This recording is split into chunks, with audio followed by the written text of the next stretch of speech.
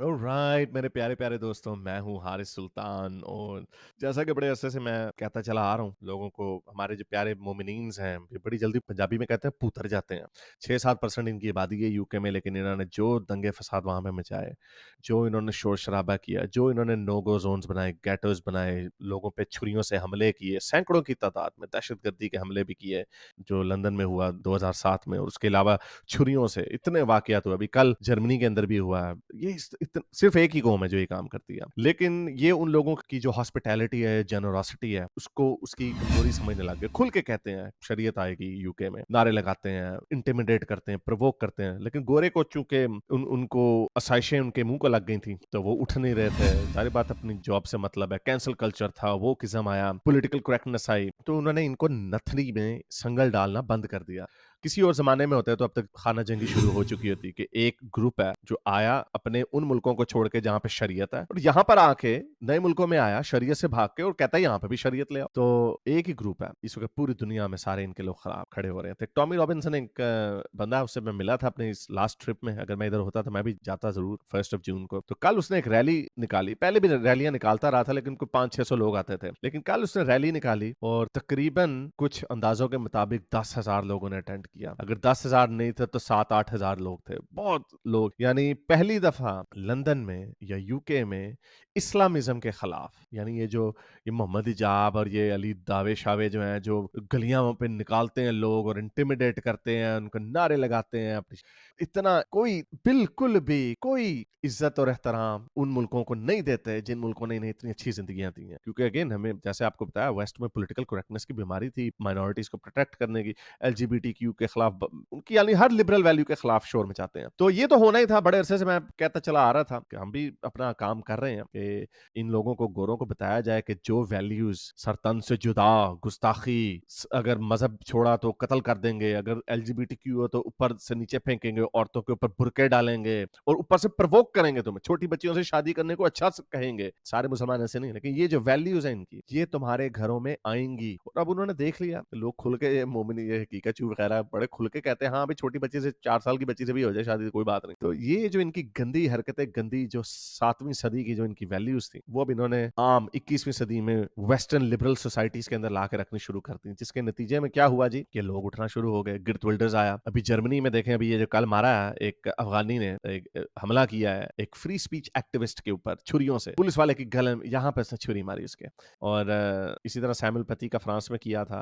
तो ये अब आहिस्ता आहिस्ता ये समझते हैं, इस तरह की हरकतें, ये जो 1000 कट्स मार के पूरी सिविलाइजेशन गिर जाएगी, ऐसा होगा नहीं। और अब देखें, ये कल हजारों की तादाद में लोगों ने किस तरह के नारे लगाए। ये कह रहे हैं अल्लाह अल्लाह हु द एफ इज अल्लाह। वो ये कह रहे हैं कि अल्लाह कौन है भाई। ये हजारों की तादाद में लोगों ने नारे लगाए लंदन में, लंदन जैसे शहर। जो काउंटर प्रोटेस्टर्स भी कुछ निकले थे, उनकी तादाद थोड़ी सी थी। तो ये टॉमी रॉबिन्सन ने कर दिया। मेरा ख्याल इंग्लैंड में ये जो इस्लामिज्म के खिलाफ जो एक लहर उठ रही है, इसमें अब तेजी आएगी। और क्योंकि जो 7 अक्टूबर के बाद जो इन्होंने दिखाया कि किस तरह इनको कोई मतलब नहीं है, जिन जिन मुल्कों के ओथ लिए हुए, जिन मुल्कों की सिटीजनशिप इन्होंने ली हुई, उनके झंडे जलाते हैं, उनको गालियां देते हैं, कोई एहतराम नहीं करते उस मुल्क की वैल्यूज को। पाकिस्तान में अफगानियों ने अपना झंडा लहराया था, तो देखे उन्होंने कितना कितना कितने 10 लाख अफगानियों को निकाल दिया।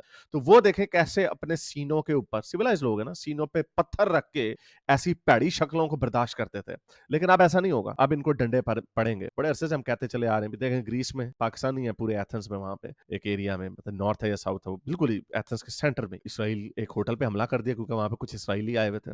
बदमाशी, उनके मुल्कों की कोई वैल्यू नहीं, उनके लॉस की कोई इज्जत नहीं करते। तो उसका नतीजा बड़े अरसे से स्लो मोशन में होती है। सोसाइटीज में चीजें स्लो मोशन में होती हैं। हजारों लोगों ने सोचा होगा, लेकिन वो इकट्ठे होकर निकलते नहीं है। एक लीडर चाहिए होता है, एक बंदा चाहिए होता है जो लोगों को मोबिलाइज करता है। तो उस तरह टॉमी रॉबिन्सन, देखें, वो मोबिलाइज करना उसने कर दिया। और I think this is it's going to be very interesting. मैं बड़े अरसे से कहता चला आ रहा था कि जो इस one of the greatest civilisation जो वेस्ट है, एक ग्रेटेस्ट सिविलाइजेशन है, सेकुलर लिबरल डेमोक्रेसीज को उन्होंने राइज दिया, जिसकी वजह से वो कहां से कहां पहुंच गए। इंडस्ट्रियल रेवोल्यूशन आया, साइंटिफिक रेवोल्यूशन आया, बाकी की सोसाइटीज ने भी अपने फ्लेवर को उनको अडॉप्ट किया, जैसे जापान है, जैसे इंडिया है। बहुत सारे ऐसे ममालिक हैं जिन्होंने, और साउथ अमेरिका में अपने अपने फ्लेवर की उन्होंने डेमोक्रेटिक लिबरल वैल्यूज डालना शुरू की।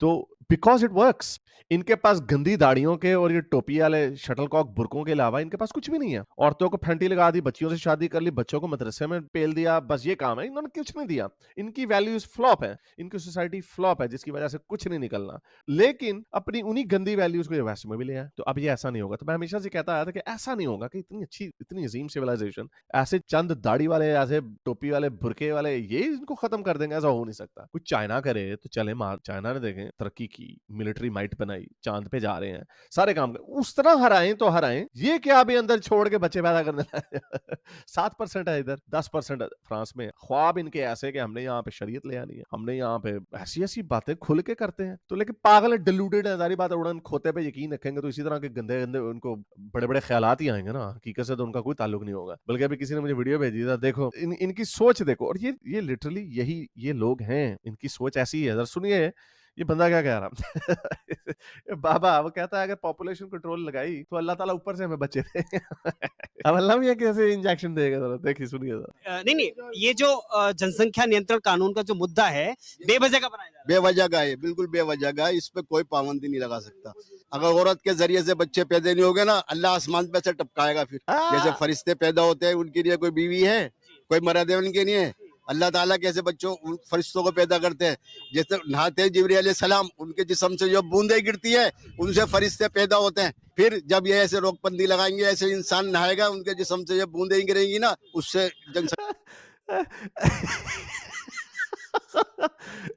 अब इन लोगों ने अमेरिका फतह करना है, इन लोगों ने बरतानिया फतह करना है ना। अगर कोई पढ़ा लिखा मुसलमान भी शर्मिंदा हो रहा है ना इस पे, तो इसकी इन बातों पे तो आपको हंसी आ रही है कि भाई फरिश्तों के माँ बाप नहीं होते तो इंसानों के भी क्यों, अल्लाह ताला वो भी कर सकता है। लॉजिकली वो ठीक है। क्यों? जब अल्लाह उड़न खोता बना सकता है, जब अल्लाह मियाँ ऊपर से मनुष्य सलवा उतार सकते हैं, अल्लाह मियाँ मूसा की लाठी के जरिए समुद्र को चीर सकते हैं, तो ऊपर से बच्चे भी गिरा सकते हैं, इसमें कुछ बड़ी बात है। तो इसमें बुरी बात क्या है? अगर आप लॉजिकली कंसिस्टेंट हो ना अपने वर्ल्ड व्यू में, तो ये बात उसकी सही है। लेकिन प्रॉब्लम ये है कि इसका हकीकत से कोई ताल्लुक नहीं है। जैसे उड़ने वाला खोता नहीं था, जैसे कोई रेड सी के 2 टुकड़े नहीं किए, कोई ऊपर से मनुष्य सलवा नहीं आया, सिर्फ कहानियां ही हैं। उसी तरह ये भी कहानियों से असल दुनिया पे फर्क नहीं पड़ता। दुनिया बड़ी आगे जा चुकी है, तो इसलिए ये इन्होंने सोचा कि उन्होंने बेचारों ने इनको आने दिया अपने मुल्कों में, उसका खमियाजा वो भुगत रहे हैं। लेकिन जैसे उन्होंने बताया, ये 7-8% इंग्लैंड में है, 10% फ्रांस में है। इतनी माइनॉरिटी है कि इन्होंने नो गो जोन्स बनाए हैं, इन्होंने लोकल्स को इंटिमिडेट किया है। वो फ्रांस में ऐसे एरियाज हैं कि गोरी वहां पे चली जाए तो उसको निकाल देते हैं गालियां दे देके। ये इतने बेशर्म लोग हैं उन्हीं के मुल्क में। तो कुछ ना कुछ तो होगा, and I will be there, I want to see it. कोई खून खराबा नहीं देखना चाहता, लेकिन मैं उधर होना चाहता हूँ जब इनको बताया जाएगा कि जिस मुल्क में आए हो, इस मुल्क की वैल्यूज को, इकदार को, उनके कानून को, उनके आइन को, उनके लोगों को आपको इज्जत देनी पड़ेगी, नहीं तो आया जा छितर फेर तो उम्मीद करता हूं आज की वीडियो आपको पसंद आई होगी। इसके साथ लाइक करें, शेयर करें, नीचे कमेंट्स अपने ख्यालात के इजहार जरूर करें। अब तक के लिए इतना ही, अगली वीडियो तक साइंस हाफिज। अगर आपको मेरी ये वीडियो अच्छी लगी तो मेरे चैनल के मेंबर बनिए, पेट्रन बनिए, या फिर आप मुझे बाय मी या कॉफी में भी सपोर्ट कर सकते हैं।